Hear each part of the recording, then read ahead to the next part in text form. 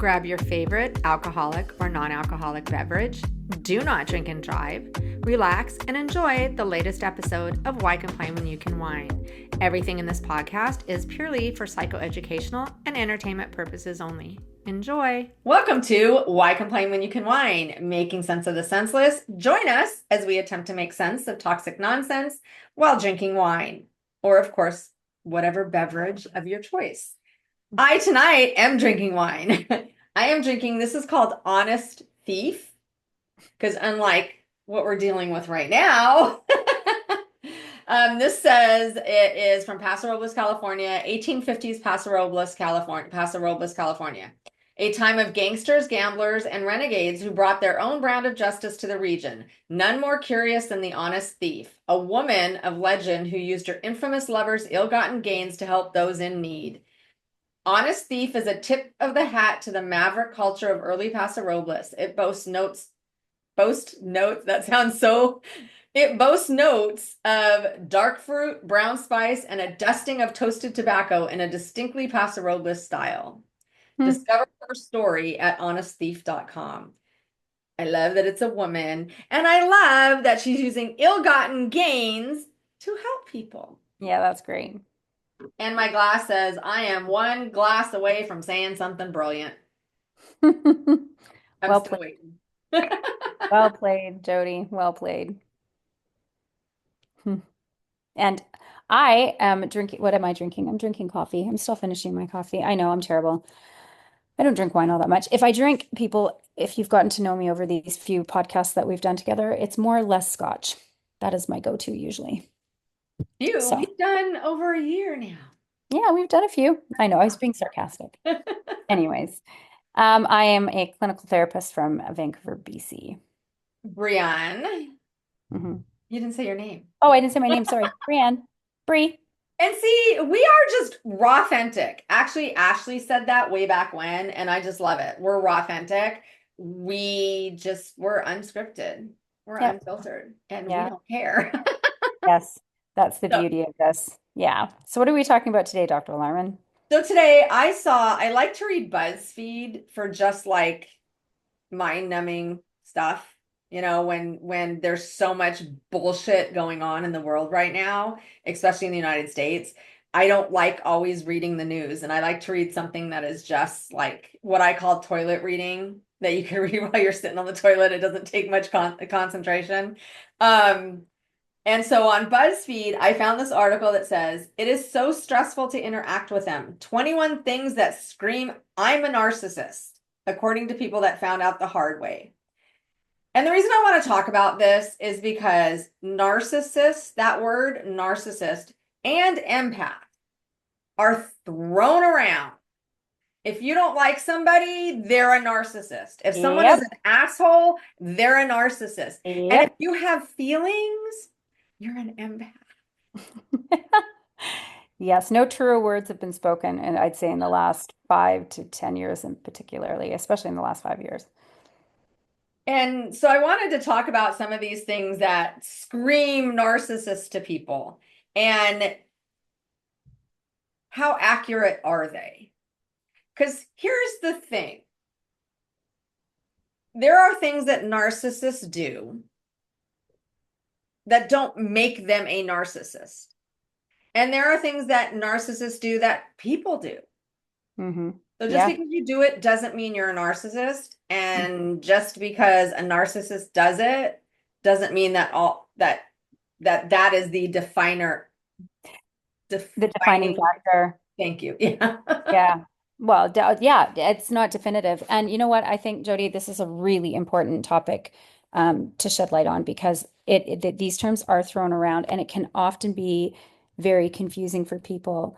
And if you look at, the world of psychology and the human behavior, everything is spectrums, right? And so just because somebody does one thing that would be a definitive factor for somebody who's narcissistic or a narcissist doesn't necessarily mean that they're a narcissist. And learning to differentiate between the two is really important. These are the things. We have the DSM for a reason. Now I know people hate the DSM. It is not perfect, but it's learning how to use the DSM that we learn in school, that we study for, that a layperson taking it off the shelf is not going to see it in the same way.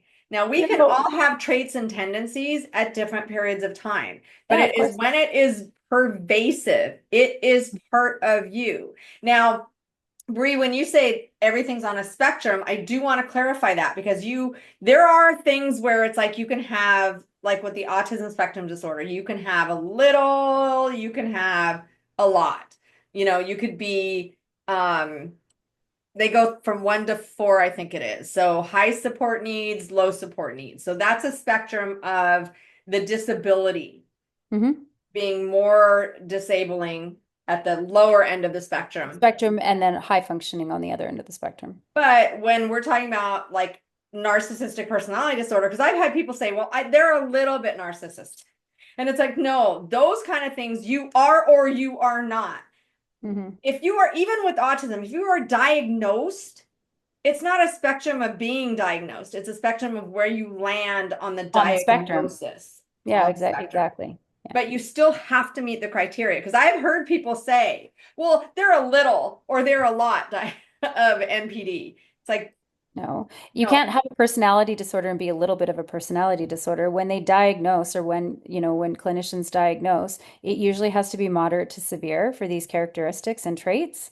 And people can have narcissistic traits and not meet the criteria, therefore they don't have narcissistic personality disorder. But yes, they can have narcissistic traits. They can be showing narcissistic traits, but it won't be as pervasive and it right. won't be ruining all aspects or being funded where they can't function in everyday life or they have interpersonal relationship problems, which is the biggest one, holding jobs and yada, yada, yada. And all of the disorders in the DSM have the caveat of it must cause distress in social or emotional or occupational type functioning. Now, Hmm. when it comes to personality disorders, it does not cause the person with the personality disorder distress. No, it doesn't. Narcissists Other hate people distress. themselves. They are Yeah. very self-loathing. They can't stand who they are. But that's not just if you ask them if they're distressed by it, they're not distressed by it. But it Yeah. causes everybody around them distress. Mhm. They can't hold down jobs. It's always the job's fault. They can't. That's where it's a delusion and it's distorted because again, like you said, it's not like having um, a psychosis disorder like schizophrenia, where they have to be on medication because they are hallucinating, they hear voices, auditory or physical, and then they don't keep jobs, word salad, paranoia. It's evident, and they know that, they're the issue. With MPD in And it's particular, distressful to them. it's distressful to them and to the people around them. And they can't function. To a narcissist, they continue to function not realizing they're the problem. It's everybody else's problem. And they do have interpersonal relationship problems, but they don't see that Not they are the them. problem. They can, like you said, a job. They can't, oh, well, it's the job's fault. Let's just find another job. They don't realize that they are the common denominator. So they do have, this is pervasive throughout their life. They just don't see it as being problematic. Whereas somebody with borderline personality, they're going to be like, I can't hold a job because I'm suicidal or I'm self-harming or I'm emotionally totally dysregulated. And they know they can't, and they can still blame. There's narcissism laced in there. They Mhm. can still blame and not take accountability, but they know that the pervasive problems that they have are them But versus others. they're more distressed by the fact that they've been diagnosed with borderline, Yeah, I know. the fact that they're borderline. Hmm. Does that make sense? Hmm. Yep. So, because with personality disorders, just like with obsessive compulsive personality disorder, which is Hmm. not anywhere near really OCD. No. Obsessive compulsive personality disorder is, if somebody's sitting there and they come into your house, when I go to doctor's office, I have a thing about things being level. If pictures are not level, and trust me, I know it looks like mine aren't, but they are. It's just the way the camera is because it bugs the. I will be in a doctor's office kind of going, I really, and sometimes I will get up and I will straighten their pictures. Now, it doesn't cause me distress to do that. It doesn't cause me distress to keep things clean. I don't have OCPD. I have what I call anal retentive personality disorder. It's like a step below OCPD. But other people around them get annoyed. Other people around them are like, "Oh my God, will you leave it alone?" Mhm. Yeah. So it doesn't necessarily like if you ever watched the TV show Frasier back in I think the Oh 90s. God, I remember that show. Yeah. Now his brother Niles was OCPD. He'd go to the to sit down somewhere and he'd have to wipe off the seat. He'd have to rearrange the silverware, and people would just look at him, and he's fine. Doesn't Yeah. bother him. Yeah. But everyone else around him is like, Yeah. Sleeping with the Enemy. Remember that movie? "Yep, yep." Where the towels. Owls Yep. and the cans of food. Now Oh, Monk. Have you ever watched Monk? no. Okay, Monk. He was a detective. He had OCPD and OCD. Oh dear, that's a Yeah. bad combination. The OCPD wasn't the bad part. The OCD was the bad part. Well, because again, they're trying to find safety. That's cluster C. That's good. That's anxiety related. But back to the narcissism and these words empath and oh, they're such a narcissist, or they're, okay, they might have traits of narcissism, but you've got to be really careful that you're not using the term and throwing it around so loosely. And a lot of people, but then again, it can work in um it can work in the other way too, where people are very narcissistic or they are, but then everybody uses, oh, everybody throws that term around. It can be quite invalidating to people that have gone through this kind of abuse, Yep. Oh where, yeah. oh, everybody's a narcissist and everybody's this, and oh, I'm like, well, here's the deal. Now, if you look at the clinical data that's been retained over the years of personality disorder and diagnoses, they say it's about 1% of the population is like NPD that fits the criteria. Now, do you think Trump is a guy that goes out and seeks therapy? No. So why do you think narcissism is way more prevalent than what is in the literature and what is in the data? Is because nobody actively seeks therapy. They go That's to therapy to narcissistic. prove everybody else is wrong. Exactly. Or they've been forced to go due to like a court or Yeah. legally or But whatever. even if And then they they're go to court, diagnosed. if they go Yeah. court ordered, it is the asshole that made me go. Yes, I didn't exactly. do anything. But this is where all that research, it drives me nuts when you get old school psychiatrists and old school psychologists that are like, oh my God, oh, this is so wrong. Everybody's saying everybody's a narcissist. It's only 1% of the population. Nobody knows what they're talking about. Okay, granted, they don't necessarily accept the fact that that 1% is super inaccurate. It's now 1 to 6%. It's 1 to Up to 6%, but 6%. I Yeah. still feel like that's still sort of inaccurate. And I think now society is, how do I put this? Influencing a lot of people to be egocentric and to have narcissistic Oh, traits. oh my God. It's getting worse and worse. You're right. You nailed it. So socioculturally, we are the most narcissistic on the planet. Western culture, so North America and Europe and Western culture, it's ingrained because if you look at all the different anthropology studies out there, we don't learn interpersonal development as infants and children. It's all independent. We're the only culture that doesn't sleep with our infants. And again, it builds this sense of inadequacy in the self. And then it's built on shame and self-indulgence and whereas other cultures that are, say, third world, and you look at South America in particular, it's family units. Everybody cares about everybody. You're part of a unit. It's not this individual, it's me, me, me, me, me, me, me, me, me. It doesn't work that way. There was one study shown and done on a bunch of students and kids from, I would believe it was Guatemala, South America. They're outside super competitive on the basketball court and had no problem with friendly competition and winning and beating. But as soon as they got in the classroom, they didn't want to do better than their peers. They didn't want to academically outdo or be competitive with their peers. They felt terrible about somehow having to be better mentally and academically. It was wrong to them. And I found that to be so interesting because they learn what's healthy, what's acceptable, and what isn't. And you see, as North Americans and Western culture, we don't learn any of that shit. In fact, they drive that in. You've got to be the best. You've got to be this. It's all about me, me, me, me, me, you. When I was in my internship, my pre-doc internship, my husband had just died. I had come from a very toxic workplace, and I was just not in the mood to be competitive or toxic or anything like that. And they were doing things at the internship, like someone was late, got marked off. When it came time for, what is it called, evaluations, not trying to brag, I'm just, this is serious. I got the highest evaluation and they got low. The other two got low. And then they wanted us to evaluate them. And I told the girls, I said, you know what, for one, I'm in a really bad place in my life, but we are not in competition. If one of us is going to be late, let's all go to the meeting late. Mhm. If they want us to evaluate them, let's evaluate them as a team so Mhm. that you don't feel like you're going to give them a better score, but they gave you a bad score, or Mhm. so you Mhm. feel inclined. Let's all do this as a team.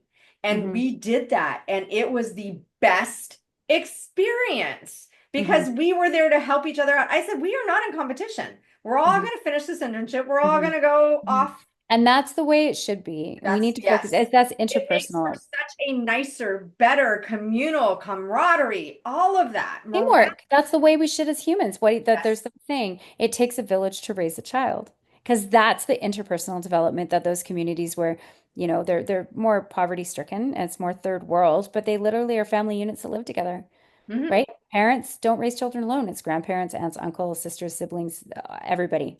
And everybody matters equally. Yeah. So, And so yes, that's you're right. why, in our society now, there is like, even we have a narcissistic NPD. We've already done this. Go back and watch a cluster B, Milkshake. clusterfuck as a Hmm. president Hmm. who has allowed and encouraged narcissistic type behavior. As long Well, as look it at all the doesn't people affect that him. follow him. Yeah. As I long as it find doesn't affect everybody that follows Trump also is very narcissistic in thinking. Now, they may not be NPD diagnosable, but they're definitely, again, willful blindness, knowing what's right in front of them, but refusing to see it. And also remember, egocentric, bragging about yourself, full of yourself, I'm the best, doesn't mean that you're a narcissistic personality disorder. Hmm. You could That's be so a true. blowhard. Like all you do is talk about yourself. My God. You're just egocentric. You're narcissistic, but you Hmm. are not In one NP. aspect, Yes. narcissistic in one aspect, but you don't meet the criteria for MPD again. Okay, so the Okay. criteria for personality disorder, the nine, you have to five out of the nine, right? And they can be all different, mostly with the empathy being a core feature that you Ex don't and have. exploitation. And exploitation, yeah, and grandiosity can be internalized too, because you've got covert and you've got overt. Even though that's not distinguishable in the DSM, it is definitely something if you look within human behavior and characteristics. Mm-hmm. So that's another thing that we learn to take those criteria and how do they manifest? What do Yeah, they look like? What are we looking for when it says this? yeah. Because it looks different in different people. Yes, people, here's the thing. It's like somebody with autism, okay? If you look at one person with autism, you see one person with autism, the next person is not going to show the same. We're all individual. That's what, again, this is where it gets a bit complex. So what's the list that they Okay. have? So the first one is inability to take accountability or apologize for actions or behaviors. That is part of being narcissistic, Mhm. but that does not make you narcissistic. So if you have someone who doesn't take accountability or apologize for their actions, they're not automatically a No, narcissist. that's one feature. And it says, why would anybody apologize? Why would he apologize when he hasn't done anything wrong? And even if he has done it, the other person deserves it. So that is exactly what narcissists do. If I did something, which I didn't do, but if I did, you made me do it. Yeah. Yeah. That is the only reason I did it, Yeah. because of you. Yeah. So if you look at the personality spectrum, you've got one end of the spectrum, which is neurotic, it's neurosis, which is actually considered more neurotypical, believe it or not. Sounds funny. And this is sort of based on Otto Kernberg's theory, is that neurosis and neuroticism is sort of more of the I'm at fault for everything.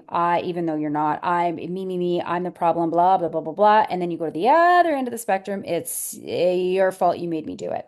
No accountability, not blaming, nothing. The whole idea is to be somewhere in the middle. And it says it's also normal. Mhm. Everybody else does it. You should get used to it, or you won't be able to keep anyone around. It does happen So if you are with someone, and I know when we go out on dates and we look for red flags, and if someone says, "Well, I didn't do that," you're like, "Red flag." It's like it's gonna happen sometimes. It's a pervasive pattern that meets with other things. I'm not saying you should stay with someone if they do that. I'm Mhm. saying that does not, in and of itself, make them a narcissist. NPD narcissist. Whenever they talk, they're either inflating their self image and building themselves up or putting another person down and making fun of them. And it can be subtle.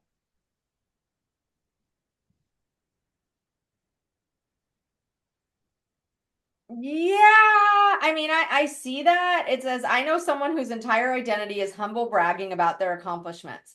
They do it to subtly compete with the people around them. It's so stressful to interact with them because it's like everything I say, they admit this weird, airy laugh and then one up me by telling me they've done that thing. And not only have they been doing that thing longer than me, but they are the best at it. Mhm. Anytime you share an achievement, they redirect the conversation to themselves and their good fortune every time. That's quite Histrionic. egotistical. That's histrionic and very, very, very egotistical. It's about their ego. Histrionic does that. Oh my God. I know someone who's histrionic, and I swear We don't talk every much about histrionic time. though anymore. I feel like histrionic is going to be a disorder of the past at some point. Well, they wanted to get rid of in the DSM-5, I they know. took out NPD because psychiatrists that said it's not around anymore. But practicing clinicians said, the fuck it isn't. Yeah. And so they left it in. But yeah, histrionic, you don't hear about that much. And histrionic, honestly, the I feel people like that I know, it's a very combo with NPD and yeah. BPD. Usually you find that histrionic is very much in there But the with people that I know two people that are diagnosable histrionic. They're just annoying. They're just annoying. They're yeah. not, in my opinion, and I've known one for a long time and one for about 10 years. Mhm. And they're just annoying. Yeah. Well, I wouldn't say that well, they might have a hard time with maintaining friendships and relationships and work They do. because a lot of the time their behavior can be over sexualized towards people that they think are closer than they really are. And they have to be the center of attention. So everybody gets annoyed being around them. They're like, oh, it's the so-and-so show again. Because you can't have a conversation without them getting super uncomfortable because they need to be the spotlight all the And time. they do have trouble, like at work sometimes, because They it'll do. be like, oh my God, that person looked at me wrong. Oh, Mhm. I was just doing my job and this is what they did. And it's like, There's so, like again, cluster Bs are the dramatic personality disorders, but histrionic takes it to a new level. oh Hi, yeah. Amber Heard. Yeah. Yep. Um, demanding rather than asking, and then being appalled and enraged when the person they're demanding something from doesn't cave. It's wild that a full-grown adult will expect everything to be catered to them. What do you think of that You know one? what? That would fall under the characteristic of haughtiness and rude, I think, and just arrogant. Like, Yeah. I'm demanding, I'm arrogant, I'm superior Entitled. to you and entitled. So that would fall under one of the traits of NPD, which is the arrogance, the glibness, the real like I don't I'm owed, I'm entitled. I'm yeah. However, there are a lot of people that are entitled that are not NPD. hmm There Again, you are, have to fit 5 of the 9 criteria. So if we list the 9 criteria, you have to fit 5 of those to be full-blown NPD. yeah. But if you had 4, I would say you're a highly narcissistic person, but you're not necessarily full-blown narcissistic personality disorder. And this is where the DSM sucks because it is a classification system and it's so boxy. It's like you got to be in that box, otherwise you're not. But if you look at humans, we're not really meant to be in a box. Mhm. It's different for every single person. But you also have to weed out the, okay, wait a minute. Are they just entitled? Like, just because that's what everybody uses, that Karen that just pinched a fit in Costco and laid down on the floor saying, I am not going to wear a mask during hmm COVID.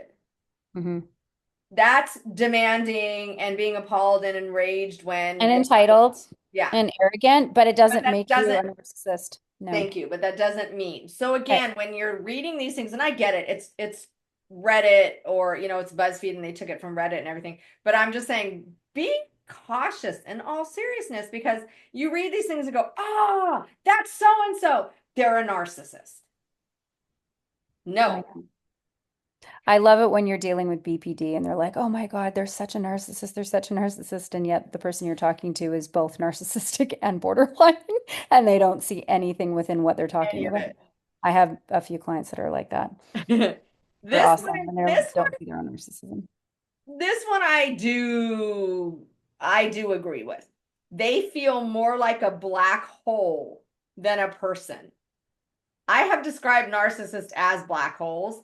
They feel more like a black hole than a person. Doesn't really matter how much you pour in, it's never enough. If I catch myself feeling like I'm walking on eggshells or tiptoeing around someone almost in all the time in order to avoid an interaction feeling ruined, it's usually a good sign I should put some distance in.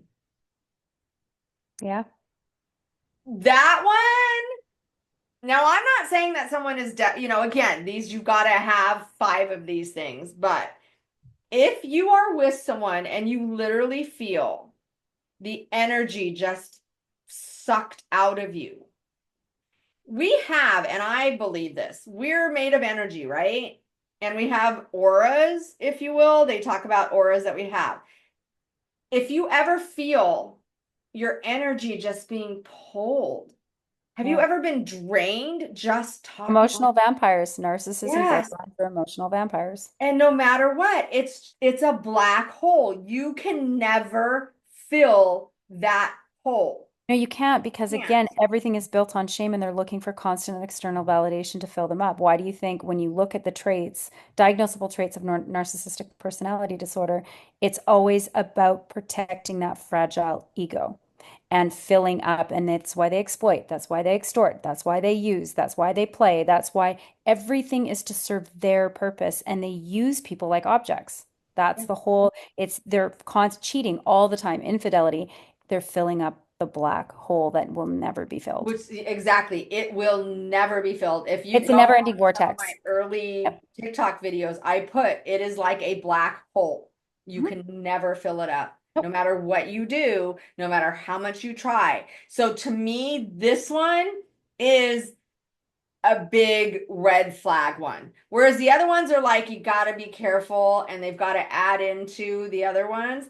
If Well, you, what? yes, with the other ones that you were mentioning, they all go towards the traits of NPD, but the Yeah, black hole, this is not something that you can find in the DSM. It's just again understanding why the person who may be diagnosable as a narcissist and where it all stems from, because it's a broken, fractured sense of self. And there is nothing there. They constantly suck. It's like a vampire sucking blood out of you to survive. yeah. That's what what They're a narcissist. they're sucking your They're soul. sucking your They are. soul and all of your traits and all of your this and everything for their own needs because they don't know how to give themselves that. And like it says, if I catch myself feeling like I'm walking on eggshells or tiptoeing around someone almost all the time in order to avoid an interaction feeling ruined. All of you who have been in a diagnosable NPD relationship, how many of you can relate to that? You're probably all raising your hand right now. That is a huge thing with NPD. So all of these other ones that I've been reading, they kind of go with, and you might not be. I don't know anyone who I have ever met that has been a fucking black hole and sucked my energy and I have to tiptoe around them. Hmm. That wasn't. Hmm. I mean, maybe they're out there. I don't I don't know how they're dealing, but the next one is they take offense when you do or say or even enjoy something they don't like. I'm talking specifically about a narcissistic parent. You must live your life the way they envision for you, and if you don't, you are punished, belittled, and ignored. Yes, this was one of the craziest things I've experienced with a narcissistic family member. There's a hobby I like doing, and she didn't like that I did it and kept trying to talk me out of doing it anymore. Funny thing is, some other family members did the same, something very similar to it. As far as I know, she didn't bother them about it. If she did, I didn't hear anything. Why is it okay for other people, including family members, to do it, but not me? Makes no fucking sense and it pisses me off. See, a narcissist though wouldn't like anybody doing it. Hmm. So that one kind of confuses me. What about you? Well, if it's taking away the attention from the narcissist, and But it's, other I'll tell people the, are doing it and they're not bothered by it. Only this but one it's not person. affecting them. Somehow it's not affecting them. If other people are doing it and it's the narcissist isn't looking for something from that person, then it won't bother them. No. But it's in that dynamic, this if you're talking about a parental, like a parent relationship with a child, it's a control thing. Narcissists have to be in control all the time. So if it's a child, yeah, you've got to keep control of your children.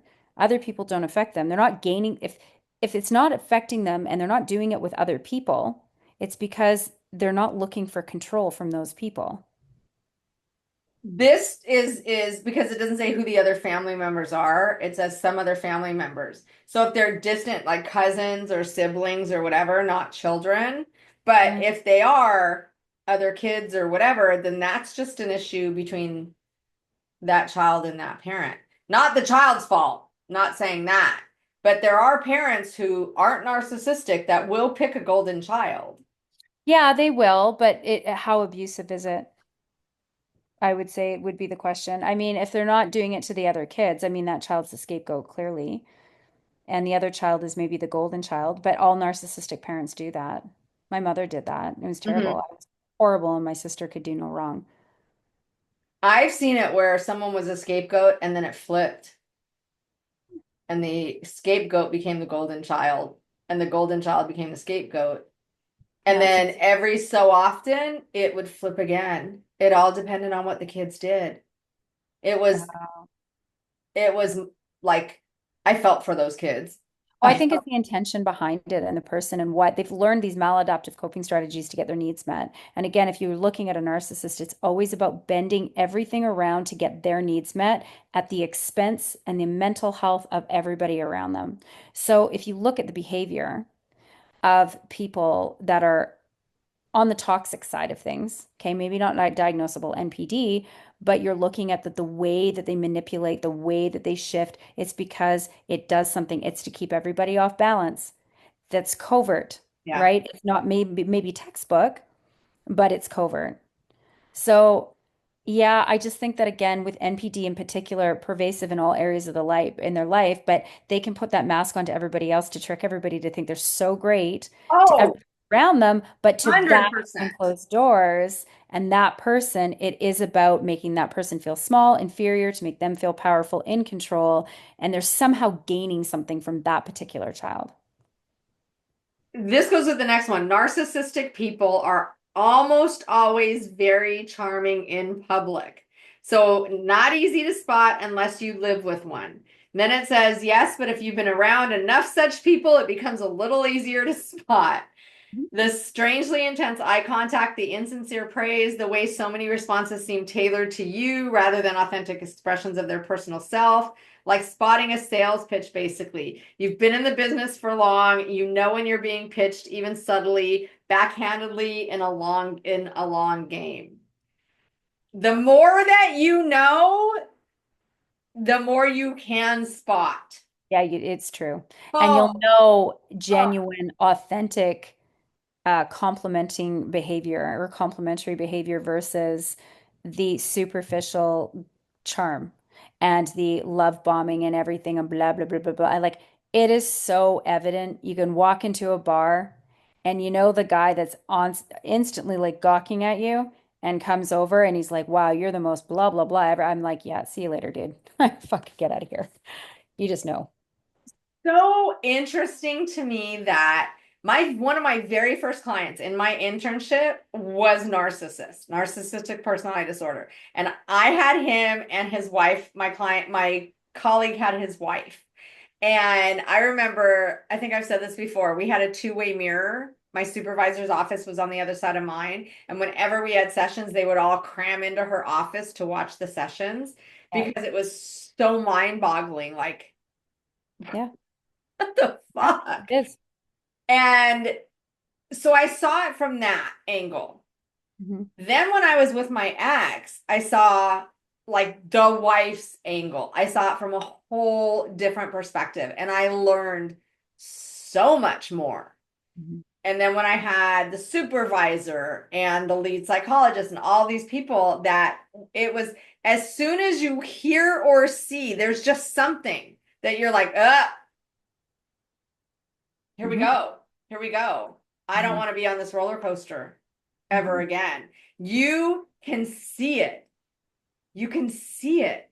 And that's the thing too, is that's why when you're, and I'm not saying it's only mental health professionals, because people that have been in relationships, but when you're a mental health professional who has been in the relationship, Mhm. it's like, how did I not see The that before? radar is there. And you know what? But I've even had clients and I've talked to other psychologists that have been duped by the most covert narcissists out there. And they're like, how did this happen? I'm a psychologist. I'm like, because they can lie and the mask is on. And Uh-huh. unless you are really around it all the time, I mean, people are people. But And once you notice, like I've had clients where I'm like, I had a couple and I'm watching their interaction and I'm just like, and Mhm. when one spouse was gone, I said to the other one, no, she said to me that she thinks he's narcissist. And I'm like,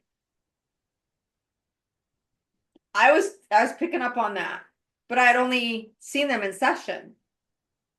So she was telling me some of the behaviors. I'm like, yep, because you can when you've been around it enough. Now, there's also that caveat you have to beware, because sometimes they're just gray flags and they're nothing, but we're so sensitive and desensitized. well, and that's just where it's tricky. And the thing is that they will lie. They will lie to the therapist all day long. My ex did that. He's like, oh, I went to the therapist and, he was really like, I need to be easy on myself. And I always try to self-sabotage. And I'm like this. And I'm like, but did you tell him that you were sleeping with like 10 people at the time? He's like, well, no.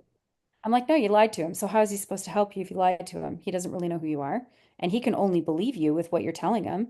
He can only go by with what you're saying, Yep. unless he gets to know you long enough and well enough to know that you're lying to him.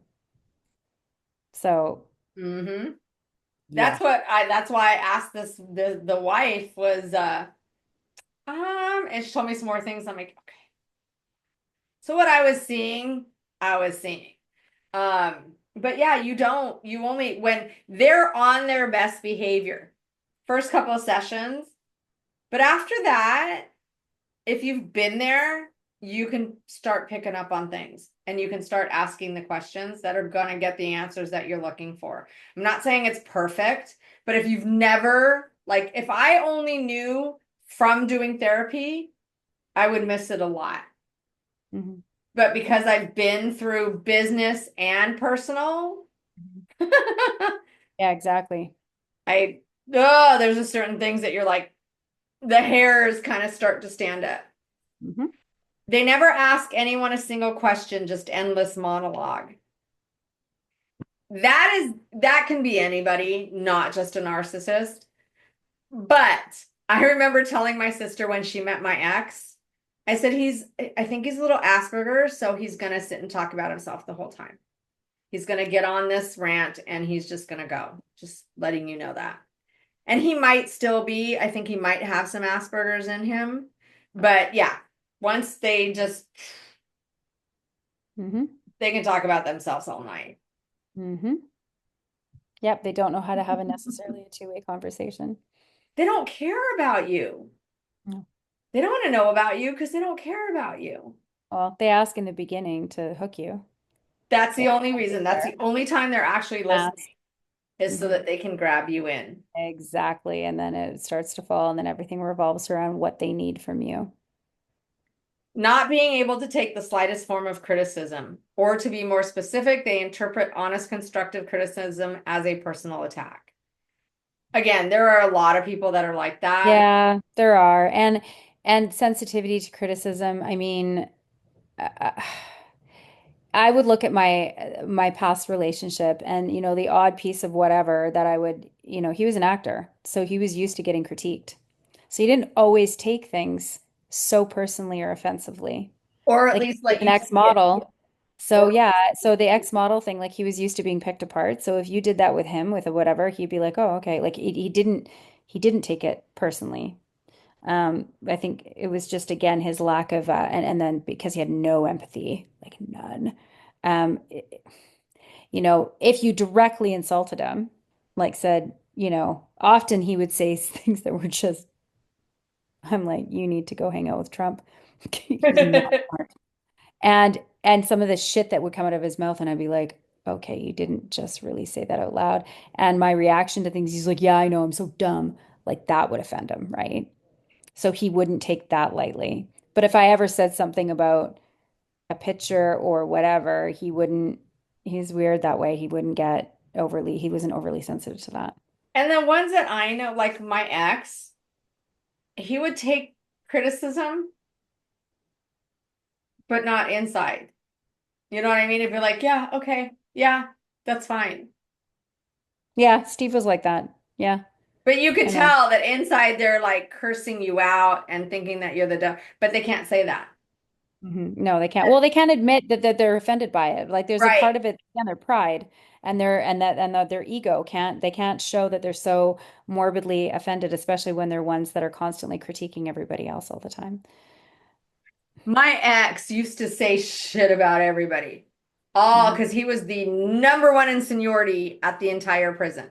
So Mhm. everyone underneath him was rookie, stupid, didn't know what he knew. And whenever they made a mistake, anyone made a mistake, especially a new person, oh my God, when my ex have shit to say about it. Mhm. Well, one day he did something. He slipped with his pepper spray and ended up oompa looping because it's orange, oompa looping two of his partners completely covered in pepper spray. Oops. Yeah.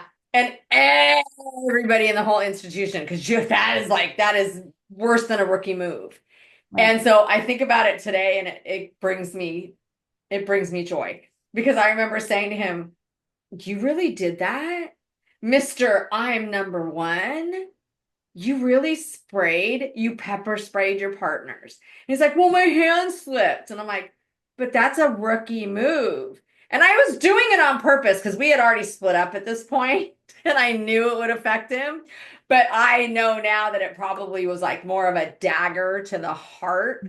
Like, how dare you call me a rookie? How dare you say? And I'm like, the whole institution, dude, I've heard about it from so many people. And it was like, they're just They stupid. twisted the knife. Oh, I love Yeah, it. my ex-husband, he was super sensitive. You couldn't critique, like he would take everything like it was insane. He'd directly insult you and then you try to dish it out and he couldn't take it. And then you were the meanest, most horrible person in the world. And how could you say that? Very, so mean. Yeah. Someone who vents everything about their life but cannot provide the smallest ounce of support. This person said a former friend was like this. Everything was drama for them, even the tiniest things. It was actually very draining to have to listen to. And you're right. This person showed zero support for others a majority of the time. Classic narcissistic traits. That's not a classic narcissistic trait. No, because I have a really good friend of mine. I would say she exhibits more Yeah. dependency, borderline type behavior, but she is an emotional vampire. Like she will drain you and talk about all blah blah blah blah blah blah blah, and then she only calls you when she's got problems. But she's the sweetest person in the world, and she wants to do. But she's just Histrionic does self. that. But what's that?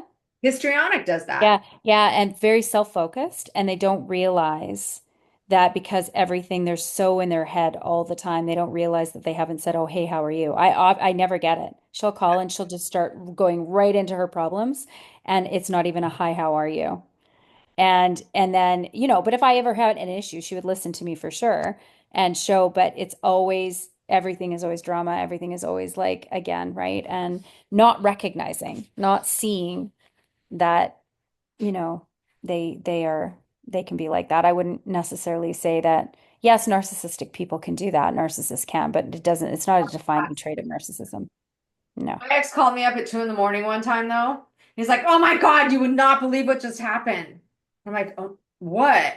And he's like, "This when I was working and he pulled a gun. Oh, I gotta go. I'm tired. I'll talk to you tomorrow." Click. I'm like, "What the fuck? I don't know what just happened." Well, I think his supply that he was with walked in on him and he had to go or something. Oh, that would make sense. Okay. I was like But that. I was just like, I wait, don't know you what else called me going up on. for something so amazingly, I won't believe this. At 2 a.m. and then click, gotta And go. then Yeah, no, click. that he Yeah. probably. Like, I guess I gotta wait till tomorrow to find out. Okay. Yeah. You're either 100% with them, or you're the worst person who ever lived and are responsible for all of their misery. Darvo. I'd say that's more But the dichotomy of idolization and devaluation. I mean, there are people who are not narcissists, NPDs, that you are with me or you're not. But when you think about someone like Trump, you're a rhino as soon as you turn against him. Hmm. Republican in name only. Hmm. Um, if you're not 100% with Trump, then he wants nothing to do with you. I don't know though. I'm trying to think if I've come across that with, I don't, what have you? With a narcissist, and whether or not you're 100% with them or you're not, Or they're you're kind of responsible that for all their misery. all their misery. I think you become responsible for all their misery in the end anyway. It's like in the No beginning, matter it's that what, yeah. idolization and that devaluation. So I find more with BPD, you'll find the idolize, idolize, idolize, and then all of a sudden they hate you the next minute. And then they love you again, and then they hate you. Yeah. And it's that I hate you, don't leave me, I hate you, don't leave me, push, pull. Because it's the splitting, it's the dichotomous thinking black and white. And they're so offended, they're so slighted, they're everything they take so personally, or they completely distort. But with narcissism, you see a lot of the same, again, a lot of overlapping behavior. But the idolization in the beginning is they put you on this pedestal, right? And then all of a sudden, you come off the pedestal because there's nobody that can be on it. We're not perfect, but they have this fantasy in their brain of what they want and what they have in their brain. And then you're there for a little while until they get to know you, and then they're like, oh, I didn't like that. And they get the ick. And then all of a sudden, they start to devalue. And then, you just turn into the Also, worst person in the world. because that idolized person is, for example, when I was 6 years old, that's when this all started. I was not given love. Everybody else was. I was basically emotionally abandoned in my mind, real or perceived. If it's perceived to them, it's real. And so that's what they're looking for. Mhm. So anybody that's put on a pedestal can't be that 6-year-old or 4-year-old or 8-year-old's No, person. So no, you're never no, going to fulfill no. what they're looking for No, ever. because they don't know what real is. They have this vision and it's fantasy in their brain. And this is where a lot of the times when you're with somebody that's toxic or with any sort of significant traits of a cluster B personality disorder, they they always go to they create these images and these fantasies, and they're it's unattainable. And then all of a sudden you don't feel that you do in the beginning because it's a fantasy, it's not real. And then all of a sudden it slips because you're human, and then they lose all interest. And again, they are looking for you to fill them up. So I often have this conversation with again, I need these people to love me, love me, love me, but they have no idea how they feel about the person. They don't even know if they love the person. And they And don't know what love feels no, like either. They're no. trying to feel something. Mhm. But you can't feel anything unless you really do have a good sense of self and identity and love yourself. If you are constantly externalizing and seeking admiration and attention from everybody else, then how can you love another person if you don't know how to do it, if you don't know how to give it to yourself? You're not going to. It doesn't mean that you have to love yourself. It means that you have to have a healthy enough level of your own narcissism, which means your ego and your sense of self and worth and esteem, that you are not constantly relying on external forces and external circumstances consistently to feel something. You can't give if you don't have anything to give to yourself. And you don't know what you're receiving because you don't know what it feels like. No. Because love right now, as a 45-year-old, I'm looking for the love that I didn't get as a 6 and a 5 and a 4-year-old. Yeah, exactly. So it doesn't feel the same way. So it's not filling that need. So that's No. another thing. You're trying to fill a need that from 40 years ago or whatever that That you didn't don't exist. even I'll know use what myself as an example in that. Okay. So my parents were not only like my dad just emotionally not there and just absent and away. My parents were married. Um, but my mom was really mentally unstable emotionally and like she was very borderline narcissistic. She would be considered both. And highly abusive. But neither of my parents would show affection. So there was no love, no hugs, no nothing. And obviously, there's just abuse from my mom. So what did that 5-year-old not get? She didn't get the affection. She didn't get the hug. She didn't get the love. So what did she crave growing up? I need somebody to love me. I need somebody to show me the affection. I need somebody to do these things. The last boyfriend I had, or the last partner I had, he figured that out pretty quick. The forehead kisses, the innocent love, the cuddling, the affection, the things, and that my husband didn't do at all. Like again, avoidant. He that made him uncomfortable.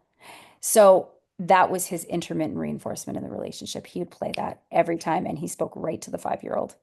Which it's not to say that you can't get that in an adult relationship, and it's not to say that that's not important as part of having affection in a relationship, but it is definitely only one small factor piece, right? But narcissists learn this kind of behavior. They learn exactly the things that you didn't receive. Yeah. Yeah. The only time a narcissist will truly listen to you Mhm. is when you first meet them. Well, And that's because they're studying you. They yep, have to learn how they can manipulate you and how to love bomb you and exactly how to speak your language, right? yep. They do that. And again, it's all for their own gain. It's all used to be able to manipulate you in the end. But this whole fantasy that they're so, you're my soulmate, you're my this, you're my that, and they seem genuine in the beginning, is because this is the fantasy that they have in their own brain about what they want. They're in love with the idea of love. They have no idea what love really looks like or how to feel it or how to give it appropriately. They're just constantly seeking people to love them. I'll never forget my ex-husband saying to my kids when he got engaged to his new wife that I will never find anybody that loves me more than her. Not how much he loved her, how much she loves him. It was like, I will never find a person like so and so, I won't use their name, that will ever love me as much as she loves me. Not how much he loved her, or she loves me and I love her. It was all about how much she could love him. Ding, ding, ding, ding, ding. What's really interesting, I can't even imagine. I would love to for maybe 5 minutes, but I'd be too terrified that I would never come out to be inside like my ex's head Hmm.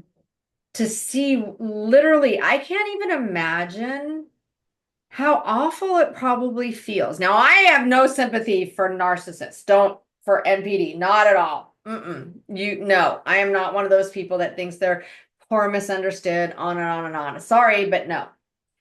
But I would love to be inside his head for just like 5 minutes. A lot of self-loathing and a lot of hatred buried in there, and Oh, the insecurity is so big incessantly high. time. And that's what they're so fearful of how people see them and how they look. But they do have this altered, obscene, high thinking of themselves. Like they think they have to convince themselves. And when I think of my ex-husband, that's exactly what I think of. He's just so thinks he's whatever, but then you know the level of insecurity that's behind all of that. But I have to say, in their brain, all they're thinking is what can I get? What can I get? What can I get? How can I get more of this? How can I get more money? How can Who this can I person play? bring Who can me I use? Who can I whatever in order to make me richer, more successful, more powerful, more attractive? in other words, happier? I am In what they not consider happy. happier. Yeah, I'm I'm not not happy. happy. I need to use extort to get all these things because I am not happy as is. It's not enough. It's never enough. I think about my ex because I'm like, well, he has friends because NPDs really don't have lifelong friends. And he's had lifelong friends. And then I realized, oh my God, they only see each other like once or twice a year. And they're drunk off their asses when they're together. Okay, this is so on point because I just learned, as we talked a little while ago, in my past relationship has moved on to what his so-called best friend sister, like what the actual whatever. Anyway, that's aside from the point. Knowing his so-called best friend and his fiance, where every time I've talked to her, she's like, they are not best friends. Like, I don't know why you keep coming back and saying that, so her fiance and this guy are like best friends. She's like, no, he's like a bro. Like, he's like the guy, like, they go out and get wasted and go to the bar and there's locker room talk, but there's no intimate, deep, soulful connection here. Yet, the whole time we were together, he portrayed this person as his be all and end all best friend growing up. Like, they're just, that's his, but even his brother was like, you better not diss that guy because that's, so my ex, Yeah. that's his best friend. But when I talked to her and I'm like, there it is. There is the histrionic part of NPD where they think they're closer to people than they really are because they have superficial connections that they think are deeper because they don't have deep connections with people. And it was like, and this was just a couple months ago. So the light bulb went off again and I went, oh my God, there it is. He Yeah. thinks he's got these deep, intense, really, and then he's latched onto the other guy that wasn't his best friend and is now showing the world that bros for life. I'm like, oh, because you lost your other one that apparently you were really good friends with, but you're actually not really good friends with. Yeah. My ex has about four. And it was like whenever I never met them, my son met them. I've not met them, but I've talked to them on the phone at different times. And whenever they were together, seriously, I kid you not, drunk off their fucking asses. Yep. And Like, that's it. They're just party. These are party yes, friends. They don't have close friends because they don't have empathy. And they use people. They can't build close connections. They don't know how. no, it is very superficial. What can you do for me? These Yes. What different can you do pros. for me? And Again, also, like NPDs, this was one thing that kind of tripped me up until I realized this is where you can't go strictly by the book. NPDs don't like to be alone. They don't like to be alone because what happens when you're alone? You're in they your get, head. yeah, they Okay? can't do They don't that. want to be in their head. My No. ex used to say, "Oh my God, I'm home alone. I have nothing to do. This is amazing." But what Lying. was he doing? Getting high and making a cocktail. He's like, Yep. I just took an edible and I just made cocktails. And I'm like, wait a minute. Every, every, I kid you not, every time you are alone, you're drunk and high. You're Yep. drinking and getting high. He can't be unmedicated in a Can't be way. He had alone to be altered in some way because they can't be alone. That's why a lot of them have addiction issues. And they're always cheating and they're always with, and as soon as they break up, they're on to the next love of their life because they can't be alone. because they They can't. can't be in their self-loathing head. No, no, they're self-loathing head because that's exactly it. Narcissism is built on shame. It's a shame disorder. It's all cluster Bs are shame-based disorders. Yeah. They all are shame-based disorders. And so again, it's a fractured sense of self. Now, if I look at myself, okay, so typically counselors and therapy that we're high on the empath. We're on the other end of the spectrum. We're more on the neurotic end of the spectrum where it's like we wear our I don't want to say dysfunction on our sleeve, but we're far more open about the fact that um, we've been hurt or we see our own stuff or we can self-reflect and we can do those things to a fault. Where if you're, oh, I'm an empath and I have feelings, it's like, okay, empathy and high empathy comes from usually trauma. It actually, you feel because you're so acute to everybody around you and their feelings. It's almost like a superpower, but it kind of works against you. And you'll wind up with the narcissist because both of you are trying to get to sort of the middle of the spectrum. One is that the empath or the codependent or the fawner will 120% self-sacrifice in order to be loved by the avoidant or the narcissistic abuser, and they will constantly sell themselves out. They don't protect themselves. There's no self-protection. Where the narcissist protects himself at all costs and extorts and uses in order to protect the fragile self. Whereas the empath, or I'd say the codependent, doesn't do that at all. They will constantly betray themselves, sell themselves out in order to love the person who's not capable of loving them. It's why the empath and the narcissist always wind up together. I have to because you keep saying codependent. Nothing wrong, nothing with what you said. It just reminds me of someone who Yes. used to talk about codependency all the time Yes. and used it wrong all the time. That I Yes. just feel compelled to say this for anybody. If you've ever Yes. been called codependent, it is relationship specific, not Yes. person specific. Yes. It's relationship specific, not person specific, very much. Otherwise, you'd Just be have dependent personality because of disorder. a narcissist that we know. Yes. I have to say that. Yes. 120%. Where narcissists, again, they mirror, they learn, and then they use all of the terminology in the wrong way. Like the wrong way. I loved one video where he's like, "Oh, I want to collaborate." And then he was talking about something about the brain chemistry of a narcissist and what happens with the amygdala and the prefrontal cortex. And I'm like, That's the one that I "You did. And I said, my are guy. wrong. That is not correct." Oh, So wrong. So again, and yeah. I have to say, he had the audacity to message me back and say, I just took what you said and changed it around. Yeah, well, you can't do that because I'm like, one's based on science and one is based on your delusions. takes a Yeah, you can't. No. and twist it to become an opinion. Yeah. So, Anyways, yes. And then feelings, here's another thing too, right?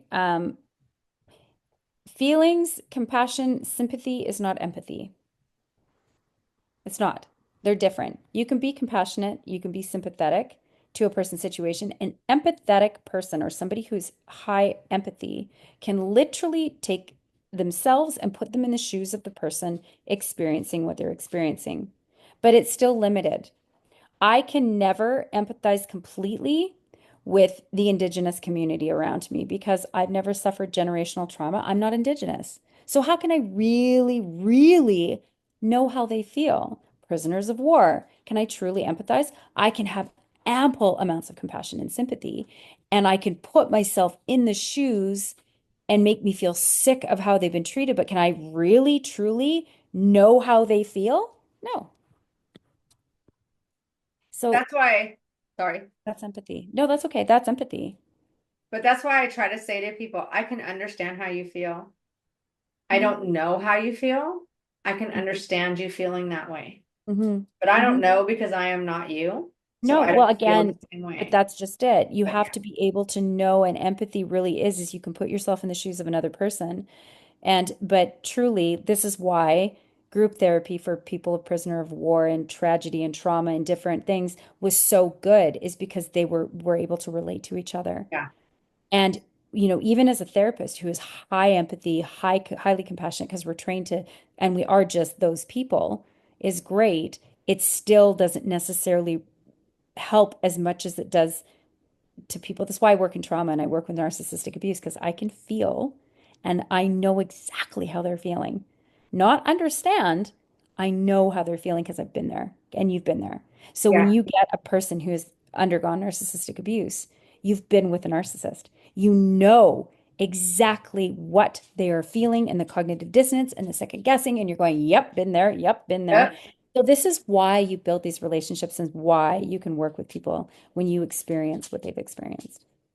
And I want to say, you don't have to, as a clinician, you don't have to have been through everything that your clients have been through. No, no, no, no, no, absolutely not. No, that's However, this impossible. is one of the things where I get so angry at social media and stuff where they say, oh, narcissistic abuse, that's not real. It's not real.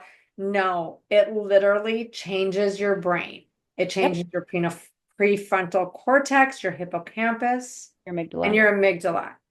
It does. And Yep, to understand, I honestly, until I've been through it, again, I've worked with narcissistic clients, but until being through it, now I work with victims and I tell them, they'll be like, I, and I'm like, I totally get what you're saying. However, because it's like, I've been there.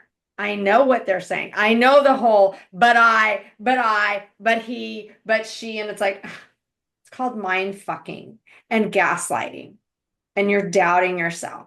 Well, and this is the victim. This is again when you can see the brain damage within people who have had narcissistic abuse, because you'll have to go back and we have to go over the same stuff over and over and over again And because the we've cognitive been dissonance is so strong through it. and we've been through it and the brain damage. And every time you doubt yourself and you go, oh, I thought I was okay. And then all of a sudden now I've learned this. And now you're going back and you're second guessing and you're doubting because again, they suck you dry. You lose your identity, you lose your sense of self, you lose everything.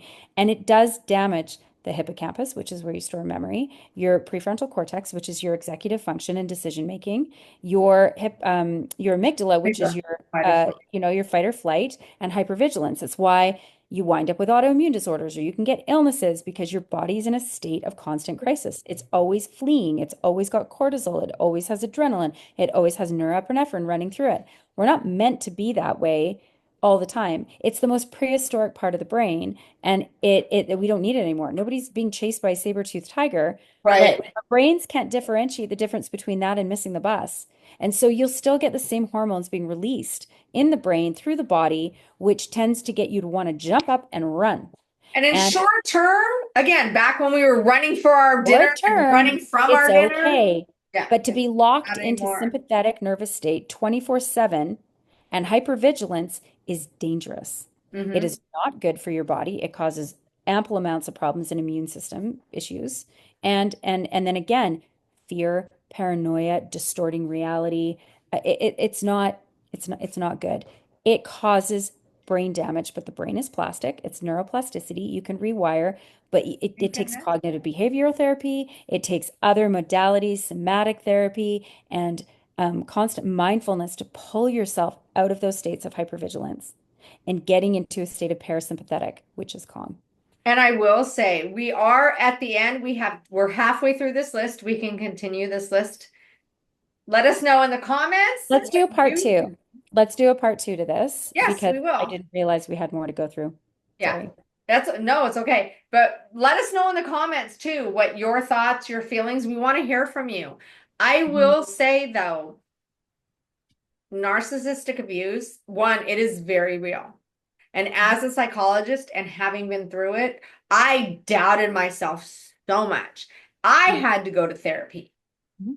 Yeah, of course. CPTSD is very, very, very real. And I expect it to be in the DSM on the Mhm. next iteration of it. I don't know if it will be, but it should be. I hope so for the sake of Judith Herman, because Dr. Judith Herman is the one that coined the term and it I deserves to be. see it so much. I understand it. I believe in it.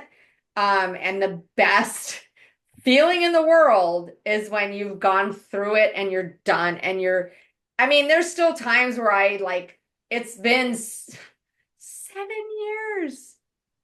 I don't know where the time went that I'm like, oh wow, I've been away from him for 7 years, but I'll still think of things and go, why? And I'm like, no, nope. You are doing so good now. I've gone places where I don't have to worry about what's going to happen. How See, is that's that? where your nervous system can reset. Once you get out, you find the peace, and your body isn't necessarily, but again, unless you heal the CPTSD, it's really, and you're in that state of constant hypervigilance, Yeah. right? That's why the therapy modalities are really important. And complex post-traumatic stress disorder, again, a different form of PTSD, is it is absolutely part of being of narcissistic abuse. There's now a term called narcissistic abuse syndrome. Well, it's CPTSD. And it's because it's repeated abuse, right? It's not one singular incident like PTSD is. It's repeated moments of trauma over and over and over, which damages the brain. It's why people who have CPTSD, it looks like they have ADHD, can They look know like they look like borderline, they look like borderlines. They look like ADHD. All have, they can't emotionally regulate, and there can be suicidal thoughts. There can be all these which is things. why borderline. I have like four clients that were said that I was diagnosed borderline. I'm like, I think it's CPTSD. And as we've gone through therapy, it was CPTSD. They are so not. The emotional dysregulation is what people right away will Right label away go to with borderline. borderline. But borderline, again, I have one particular client who's borderline and she's so both on the narcissistic and borderline and in such denial and distorts everything and high risk behavior all the time and promiscuity and like smokes marijuana 24/7. Like again, that would be classic borderline personality. But so many people who have been abused by a narcissist or been in a narcissistic relationship will then, because of the complex post-traumatic stress, often be seen or looked at as being borderline personality. Yeah.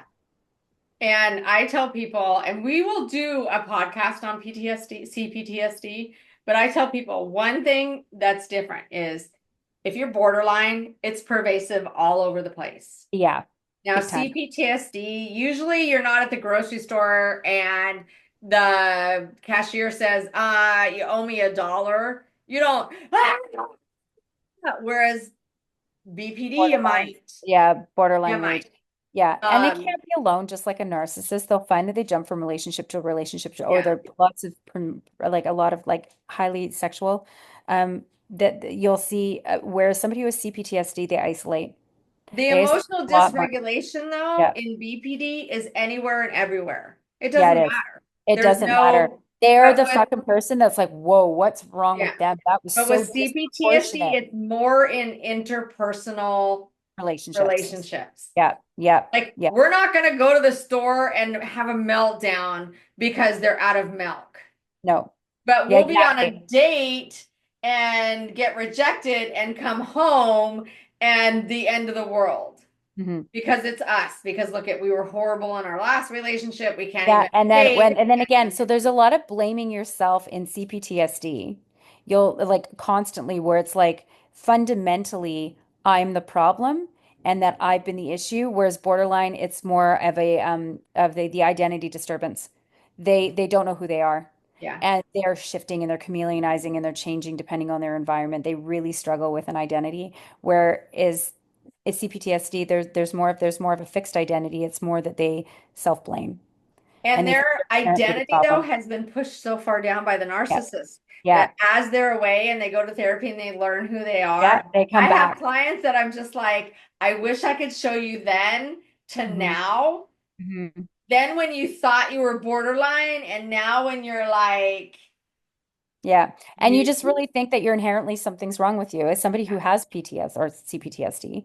And even my last relationship, the last thing I ever wanted to do was date. It was like, nope, I'm like, you hibernate, you're scared, you're terrified, you can't yeah. go there again, you don't want to get hurt, you don't trust anybody. Like people who are borderline can't be alone, just like a narcissist. They have to Mhm. be, and they're just dysfunction after dysfunction after dysfunction after dysfunction. They can't hold jobs.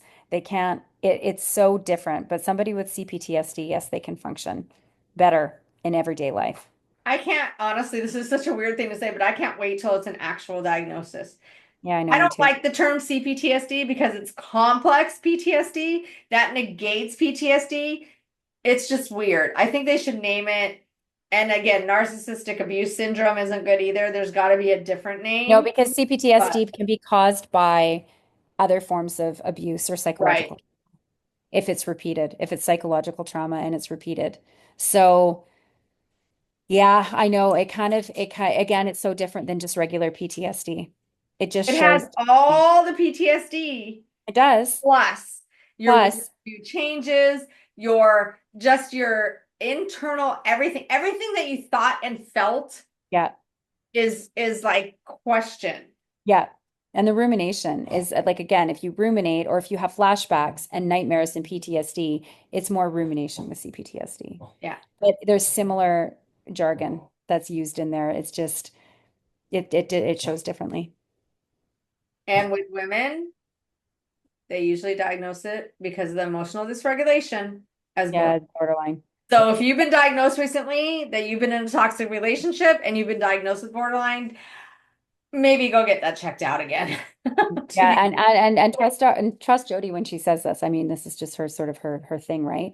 Um, well, just in diagnostics, it's so easy to misdiagnose. yes.